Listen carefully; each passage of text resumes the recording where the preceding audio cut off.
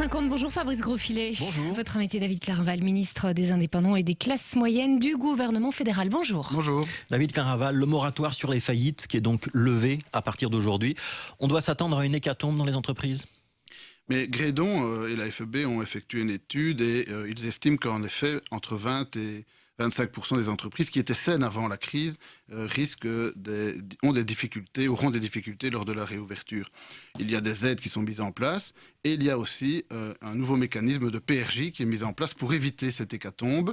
Parce qu'en effet, il faut tout faire pour éviter que les entreprises saines tombent en faillite. Et c'est pour cela que nous avons travaillé sur cette PRJ. Ouais, donc 50 000 faillites possibles à cause du Covid. C'est le chiffre de Grédon et on parle quand même de 180 000 emplois menacés au total.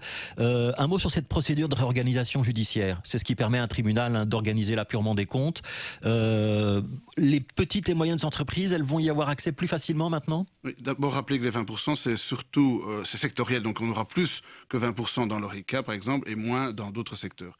Alors par rapport à la question, le PRJ, le but est vraiment de permettre aux petites entreprises de pouvoir y accéder. Jusqu'à aujourd'hui, c'était très difficile pour elles d'y accéder parce qu'il fallait, d'une part, fournir 11 documents, des frais qui sont quand même importants d'entrée de jeu dès le début de la procédure. Aujourd'hui, on permet de les fournir au fur et à mesure et d'avoir un étalement et une diminution dès lors des coûts pour pouvoir entrer dans cette procédure. On permet aussi un pré-packaging, c'est-à-dire que de manière discrète, pour éviter d'affoler les créanciers, un spécialiste, un avocat, un comptable, peut préparer et avoir des contacts avec les créanciers pour arriver devant le tribunal avec un paquet tout préparé qu'il reste au tribunal de valider. Et dès lors, on n'a plus ces longues procédures qui affolent les créanciers et qui ensuite mettent en péril les entreprises. Et enfin, une bonne nouvelle, on permet aussi une exonération fiscale forfaitaire des créances qui sont abandonnées. Donc les entreprises qui acceptent d'abandonner une partie de leurs créances, elles peuvent reporter vers l'État via un forfait fiscal une partie de ces pertes. Et cela les incite donc plus facilement à pouvoir conclure des PRJ. Oui, donc cette procédure d'organisation judiciaire, on disait le concordat autrefois, donc ça permet à une entreprise d'être sauvée et donc la justice étale les créances, éventuellement fait renoncer à une partie des créances. Il est réduit. Oui, malgré tout, cette réforme, elle n'est pas encore votée, alors que le moratoire, il commence aujourd'hui. Va pas y avoir une petite difficulté là dans les semaines qui viennent ? Non, parce qu'il faut savoir que les principaux créanciers qui entament des procédures à l'égard des entreprises, c'est souvent l'État, le fisc, l'ONSS, la TVA. Ce sont principalement eux qui entament des procédures. Et donc, il y a un gentleman agreement pour le moment qui était déjà valable avant le moratoire, qui dit que ces grands donneurs d'ordre ne vont pas entamer de procédure. C'est-à-dire que les services de l'État ne vont pas faire de citation en faillite dans les prochaines semaines ? En tout cas, en ce qui me concerne à l'Inasti, j'ai demandé que ce ne soit pas le cas. Donc c'est la Caisse des Indépendants. Oui. Attention, je parle pour les secteurs fermés, on est bien d'accord, pour les secteurs fermés. Donc l'ORECA, les métiers de contact, par exemple. Parce que dans les autres secteurs qui ont retrouvé une vie normale, il n'y aura pas la poursuite de ce moratoire de fait.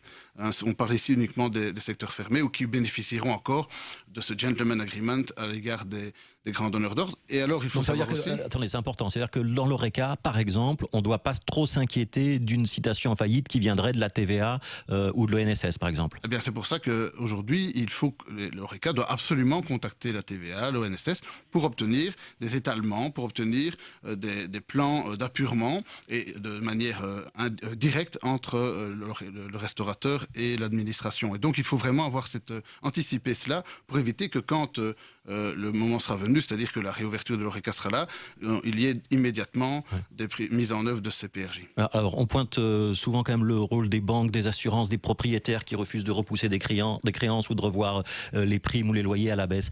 Est-ce que l'État ne doit pas intervenir là aussi et être plus contraignant ?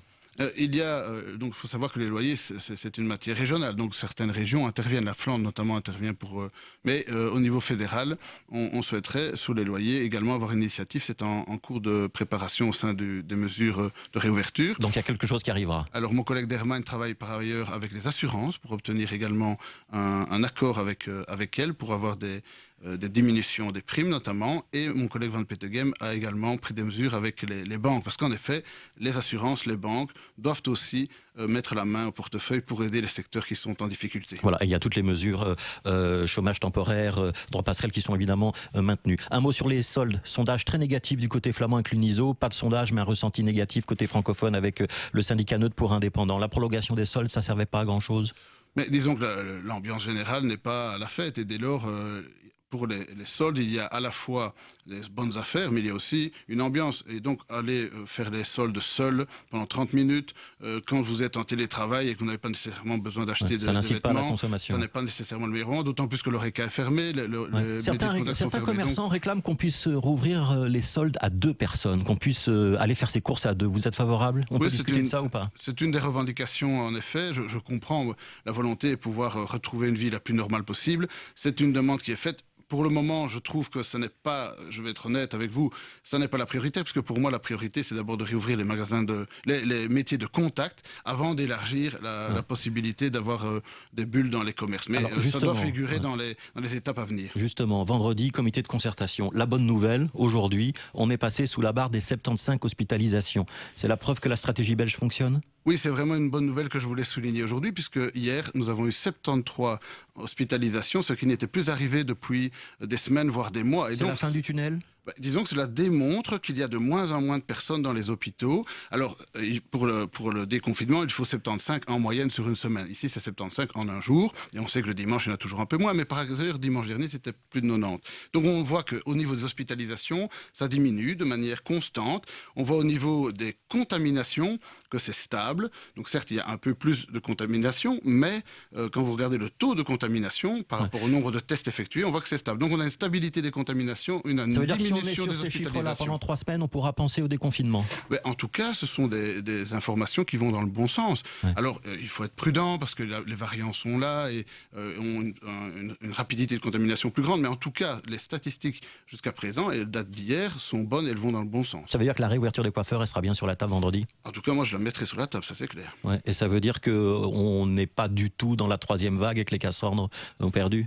Moi, je ne veux pas entrer dans la polémique avec les experts, mais je trouve qu'en effet, il faut être objectif, regarder les chiffres et ne pas nécessairement être trop anxiogène. Aujourd'hui, les chiffres sont plutôt positifs, on doit s'en réjouir. Ouais. Le Premier ministre appelait hier chez Christophe de Borsu sur RTL les experts, mais aussi les politiques à faire preuve de retenue dans leur expression. C'est une saine recommandation. C'est ce que je viens de faire. Je pense qu'il faut que tout le monde doit s'appliquer à cela. Oui. Ouais, ça veut dire que si je vous demande quand est-ce qu'on rouvre les restaurants, vous n'allez pas me répondre? Mais écoutez, pour moi, le plus vite possible, évidemment, mais cela dépend évidemment de la contamination et de l'épidémie. Mais ce qu'il faut savoir, c'est que dans un premier temps, ce qui avait été prévu, c'était que quand on a une première ouverture avec les métiers de contact, il faut au moins attendre 3 semaines avant de pouvoir réévaluer les choses, puisque cela se fait par phase. Et donc, raisonnablement, on peut espérer... courant le mois de mars, si tout va bien. Si tout va Donc bien. vendredi, les coiffeurs, les métiers de contact, et au mois de mars, peut-être d'autres secteurs. Si tout va bien, c'est ce que j'espère, oui. Ouais. David Clairval, merci.